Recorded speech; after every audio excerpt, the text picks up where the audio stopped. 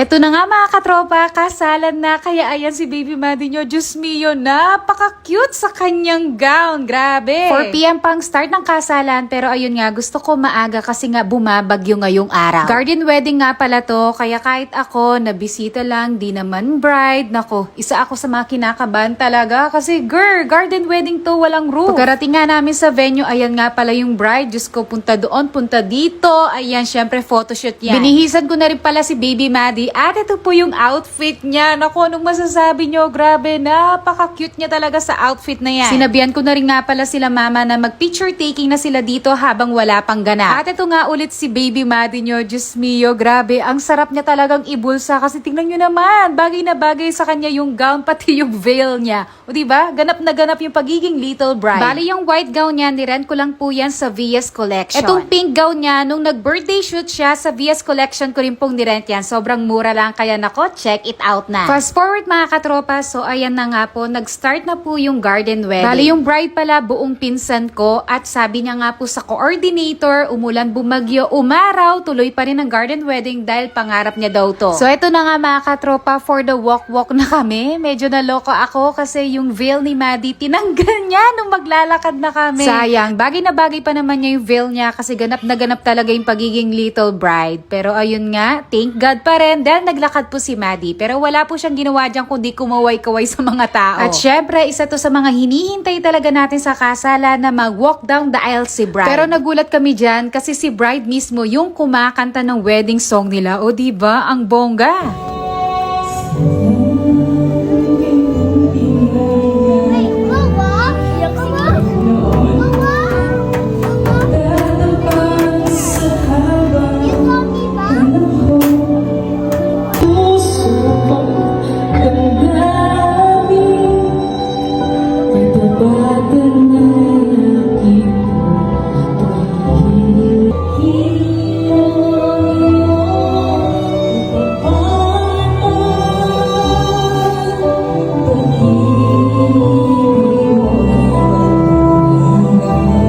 Sobrang ganda nung napiling song ni bride, worship song yon. Kaso hindi natin pwedeng ilagay lahat yung buong kanta niya. So namili lang talaga ako ng clips. Big shoutout nga pala kay Sir Jumer. Bali siya po yung owner ng The Best Event. Yung po yung coordinator ko nung kinasal ako. O diba? Dahil magaling talaga yung The Best Event team. Kaya ayan yung pinsan ko. Sila din yung coordinator na kinuha. Kaya alam nyo na sa mga susunod na ikakasal dyan. O alam nyo na yung kukontakin nyo. Buti na lang mga katropa. Nung halos patapos na nga yung ceremony, doon bumuhos yung malakas na ulan. At ito nga pala yung ganap ni little bride. Ayan, nanonood po siya ng ceremony habang kumakain. Syempre, kailangan maganda ang mood niya. Kaya, ayan, binubusog ko talaga. O, shoutout din nga pala sa page ng Life with Arkia. O, baka hindi nyo pa alam ha, si Arkia po ay inaanak or pamangkin ko. Si Daddy Bin, na asawa ni Mami Shay, ay buong pinsan namin. Kaya ayan, nakita-kita kami dito sa kasalan. Grabe, pagpasok namin dito sa loob ng reception, wala akong masabi. Ang ganda ng style talaga. Napakasosyal at ang ganda sa mata. Syempre, yung ganyang kagandang setup, hindi namin pinalampas yan. So, habang wala pang masyadong tao sa loob, nagpicturean na talaga kami dito. Bilib naman talaga ako dito kay Arkia. Oh, napakagaling mag-posing. Nako, mas magaling pa bang posing sa amin talaga. Tapos, ayan si Jenny, siya na nga pala yung pinakasuyuan ko na pagkuha niya kami ng pagkain dito. Kasi ayan oh, focus talaga ako kay baby Maddie. O, diba? Mukhang gutom na gutom kami kasi ang dami namin pinagkakain talaga. Diyos mio, tinaob ata namin dito yung gracing table ng kinakasal. Charot. May coffee din at souvenir din na perfume. Habang nag-enjoy kami ditong kumain, so ayan, nag-start na nga pala si Sir Jumer, nagpa-games muna siya. Ay, sana all talaga Daddy Robin, nakakuha siya ng 200 Gcash. Bali yung tinatanong nga pala dyan, mga tagline ng mga brands. Pero yung sa akin dito, hindi siya familiar, kaya hindi ako nakakuha ng 200 pesos.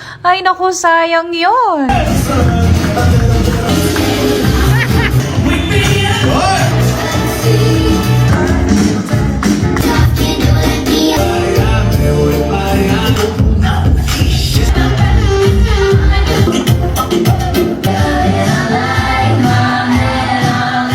Mga sayawan na kasama sa entourage. So ayan, nag-entrance naman ang ating bride and groom. Mr. and Mrs. Aguilar and Christian Quintoco!